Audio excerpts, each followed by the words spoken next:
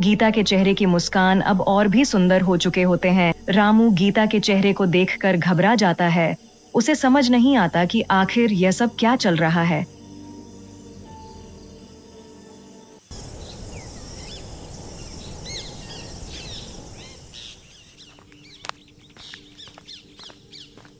अरे मेरी धर्मपत्नी, तुम हमेशा मेरे साथ रहना, मैं तुम्हें छुपा कर रखूंगा।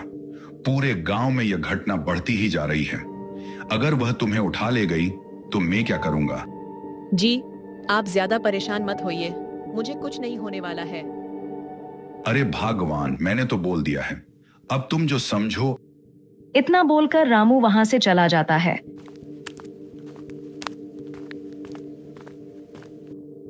रात होने पर वह चुड़ैल फिर से गांव में आती है। वह अपने शिकार को इधर उधर ढूंढ रही होती है। तभी उसे एक घर की खिड़की से एक अकेली औरत सोती हुई दिखाई देती है। वह चुड़ैल उस घर में घुस जाती है और उस औरत को उठा ले जाती है।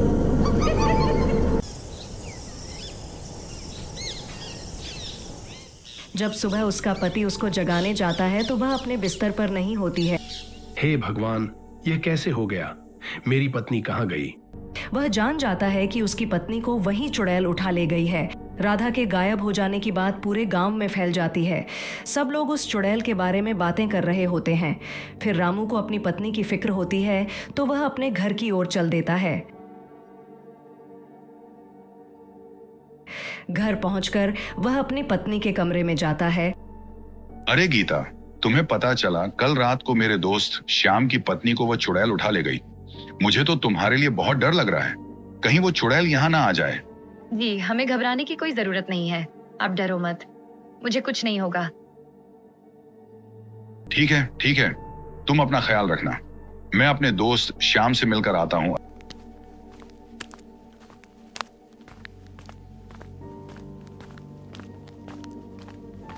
अरे भाई श्याम, तुम कैसे हो? भाभी के बारे में पता चला, सुनकर बहुत दुख हुआ। जब से राधा गायब हुई है मुझे कुछ समझ नहीं आ रहा है। और तुम बताओ, गीता भाभी तो ठीक है ना? अब तुम्हें भाभी का बहुत ज्यादा ख्याल रखना होगा, कहीं चुड़ैल उन्हें अपना अगला शिकार ना बना ले।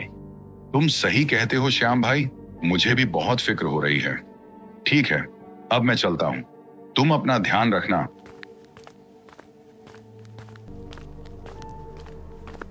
फिर इतना बोलकर रामू वापस अपने घर आ जाता है।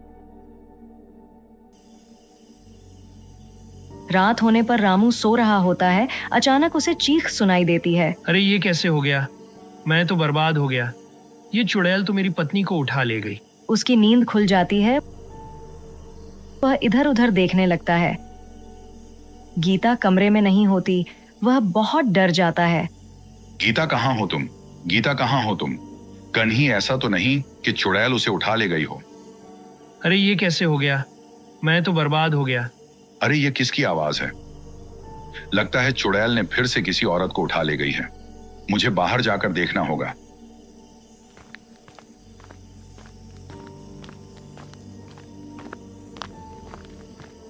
क्या हुआ? ये चीख पुकार कैसी थी? सब ठीक तो है ना? नहीं भाई, अभी अभी चुड़ैल इस बेचारे की पत्नी को उठाकर वह अंधेरे में गायब हो गई। हे भगवान, गीता तुम कहां हो? मुझे वापस घर जाना चाहिए।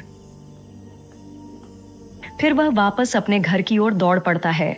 जब वह घर पहुंचता है तो देखता है कि गीता अपने चेहरे को देख रही होती है। वह उसे देखकर हैरान हो जाता है।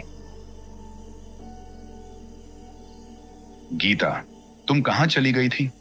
तुम्हें पता भी है, अभी अभी चुड़ैल फिर से किसी की पत्नी को उठा ले गई। क्या तुम्हें बिल्कुल भी डर नहीं लग रहा? गीता उसकी बातों को अनसुना कर देती है और खुशी खुशी अपने चेहरे को देख रही होती है। क्या गीता, तुम्हारा चेहरा एक ही दिन में इतने सुंदर हो गए? ये कैसे हो सकता है? गीता के चेहरे की मुस्कान अब और भी सुंदर हो चुके होते हैं। रामू गीता के चेहरे को देखकर घबरा जाता है। उसे समझ नहीं आता कि आखिर यह सब क्या चल रहा है।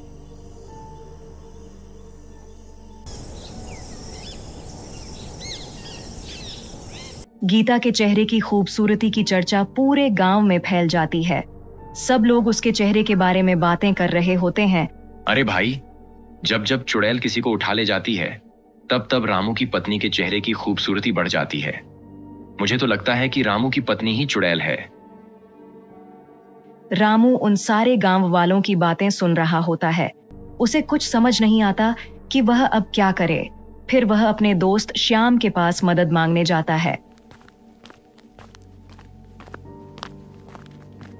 श्याम भाई, मुझे लगता है गीता ही चुड़ैल है जो गांव में सबकी पत्नी को उठा ले जाती है। तुम ऐसा क्यों कह रहे हो भाई? भाई, जब जब किसी की पत्नी गायब होती है तब तब गीता के चेहरे की खूबसूरती बढ़ जाती है। और कल जब चुड़ैल का हमला हुआ तब गीता अपने बिस्तर पर भी नहीं थी। फिर अचानक पता नहीं कहां से आ गई। अगर ऐसा है तो हमें कुछ ना कुछ करना होगा। तुम आज रात को सोने का नाटक करना, फिर जैसे ही भाभी घर से निकले तुम उसका पीछा करना। तब दूध का दूध और पानी का पानी हो जाएगा। श्याम भाई, तुम भी मेरे साथ मेरे घर चलो। तुम वहीं छुप जाना, फिर हम इसे रंगे हाथों पकड़ेंगे। ठीक है, चलो फिर।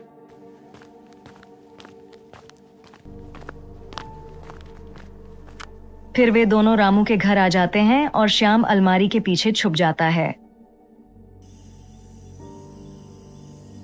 रात होने पर रामू सोने का नाटक करता है। तभी गीता उठती है और घर से बाहर निकल जाती है। रामू भाई उठो, देखो भाभी घर से बाहर निकल गई है।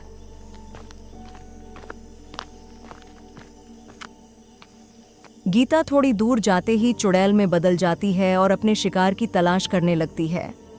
रामू और श्याम की आंखें फटी की फटी रह जाती हैं। रामू भाई, तुम्हारा शक सही निकला। तुम्हारी बीवी तो चुड़ैल निकली।